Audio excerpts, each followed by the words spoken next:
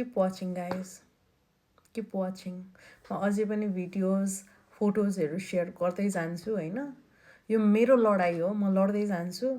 मैले भोगेका जति पनि कुराहरू छन् ती कुराले अरू कसैको लाइफ जोगिन्छ, कसैको शरीर जोगिन्छ यस्तो हुनबाट भने म यो बार बार देखाउँछु, लाइफभरि देखाउँछु क्या.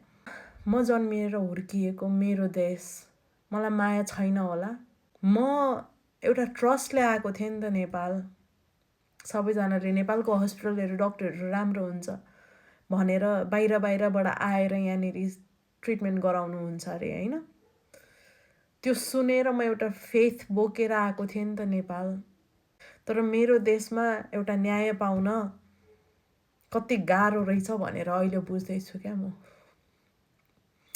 म पहिला सबैजनालाई देशमै बस, बाहिर दुःख छ यार, म आएँ, तिमीहरूले राम्रो देख्छौ होला, तर देशमा पनि त राम्रो छ नि, किन बाहिर आउनु, नआऊ, दुःख छ भाइ बहिनीहरू हो भन्थे क्या. अब म कसैलाई पनि देशमा बस भन्दिनँ. देशमा गर्ने ठाउँ नभएको होइन, तर त्यो गर्न नदिने मान्छेहरू धेरै देखेँ क्या मैले.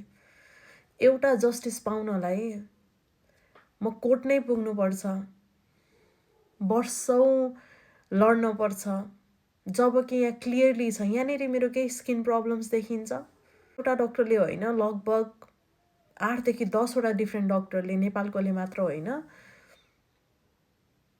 बाहिरका डक्टरहरूले पनि यो भनिसकेका छन् कि तपाईँको स्किनमा कुनै कम्प्लिकेसन्स छैन. 28 वर्षको छोरी मान्छेको स्किनमा के कम्प्लिकेसन्स होला त त्यस्तो.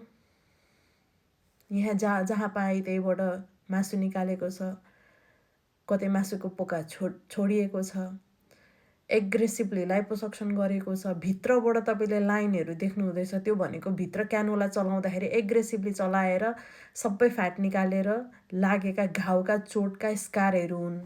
मेरो स्किनमा कसरी प्रब्लम भयो यो, मेरो स्किनलाई बस्ने ठाउँ छैन, त्यही भएर खाल्टा खुल्टी देखिएको छ, कहीँ मासु झुन्डिएको छ. हो त्यसरी नै मासु झुन्डिएको थियो मेरो राइट साइडको थाइमा. एनएमसीलाई मैले किन विश्वास गर्दिनँ भनेर अब म भन्छु क्या. मलाई एनएमसीबाट कुनै आशा थिएन. मेरो लयरले कोर्ट जानुभन्दा अगाडि एनएमसीमा कम्प्लेन्ट हाल्नै पर्छ, जानै पर्छ भनेर म एनएमसी गएको हो. नभए मलाई एनएमसीबाट कुनै आशा पनि छैन र मलाई विश्वास पनि उठिसकेको छ. किनभने मेरो पहिलो केसमा, डाक्टर जसवन्तको केसमा जस्तो उहाँहरूले डिसिजन दिनुभयो, त्यो पछाडि म एउटा एनएमसी जस्तो मान्छेले मान्ने अर्गनाइजेसनले त्यत्रो डक्टरले अनप्रोफेसनल कुरा गरिरहेको छ होइन, उसले कुनै रुल्स रेगुलेसन गाइडलाइन फलो गरेको छैन. ऊ एक्चुअली भर्खर पास आउट भएको डक्टर पनि होइन, ऊ वर्षौँदेखि काम गरेको सिनियर सर्जन हो. र उसले त्यो गर्न सक्छ र गर्यो भनेर थाहा पाउँदाखेरि उसलाई सस्पेन्ड सुद्धा पनि गरेन क्या. उसलाई वार्निङ दिएको अरे, त्यो पनि जस्ट एउटा कुरामा. उसले गरेका त्यहाँ हरेक गतिविधिहरू गलत थिए. त्यो डिसिजन पढेदेखि हो क्या मैले एनएमसीलाई विश्वास नगरेको. म एनएमसीले केही भन्दाखेरि पनि डिफेन्सिभ हुने, एनएमसीलाई विश्वास नगर्ने त्यो हो. र यो केसमा पनि, डाक्टर सञ्जीवको केसमा पनि एनएमसीले केही गर्छ जस्तो मलाई लाग्दैन. मेरो टाइम मात्र वेस्ट भइरहेको छ. र डाक्टर जसवन्तको केसको डिसिजन दिन पनि उनीहरूले 6 महिना, लगभग 5-6 महिना नै लगाएको थियो है.